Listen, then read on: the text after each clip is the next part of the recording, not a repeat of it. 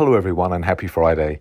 Before we share my analysis from these last few days, please remember that neither I nor the SIMETRI team from Crypto Briefing are licensed financial advisors. What we provide is not a personalised investment advice. It is merely our opinions based on our various research and diligence.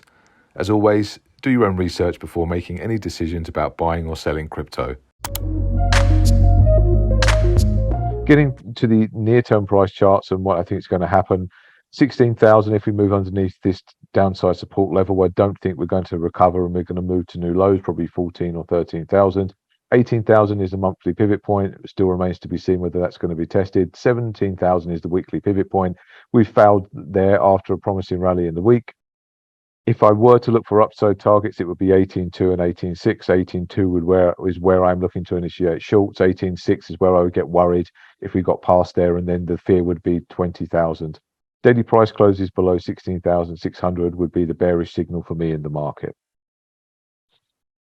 Okay, so have a look at the Bitcoin chart. It's pretty much exactly the same as last week. This inverted head and shoulders pattern. It looked like it was going to start to play out in the week, but we've had this correction. But I still think there's a chance of it moving up and being fully ignited. So this is what I'm looking for. I mine a new high and then a collapse. It makes a lot of sense to me. And this is looking at what I'm seeing, maybe more visually pleasing in terms of the scenario of a rise and a fall, then a minor dead cat bounce, and then a big price collapse, and we can probably start to go from there much under 14,000 towards maybe even 10 if this size of this pattern were to play out.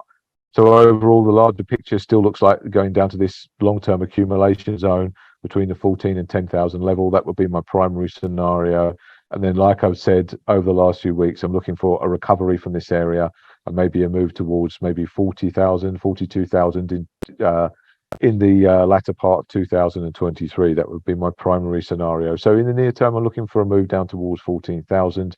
Cannot discount a rally from current levels towards 18,000 plus. A drop below 16,000 could cause a significant decline in the market towards the 14,000 area, as I indicated earlier. Bullish reversal pattern still remains valid, so there is a chance of this 18,000 scenario playing out, and I'm hoping for a pre-Christmas rally and crash. So let's get to Ethereum, and it's pretty much the same case in that Ethereum looks to be building this inverted head and shoulders pattern, although it's getting slower and slower until this thing could probably break.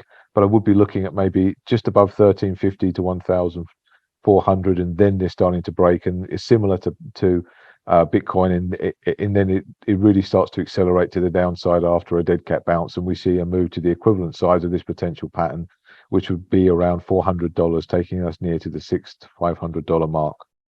This pattern here, I wouldn't say it's anything special at the moment. It's a falling wedge pattern, but I still think we're going to move down towards the bottom of the wedge, or maybe even this accumulation zone before it fully starts to play out. But the fact it's there does hint that eventually we are going to see a big reversal in Ethereum. Overall, Ethereum could be headed back towards the former triangle breakout zone. And I would say watch out for a big rejection or breakout around the 1,400 area. Return to the summer lows could be on the cards if we see this head and shoulders pattern playing out. And I would say 2,600 remains more likely than $2,000 in 2023.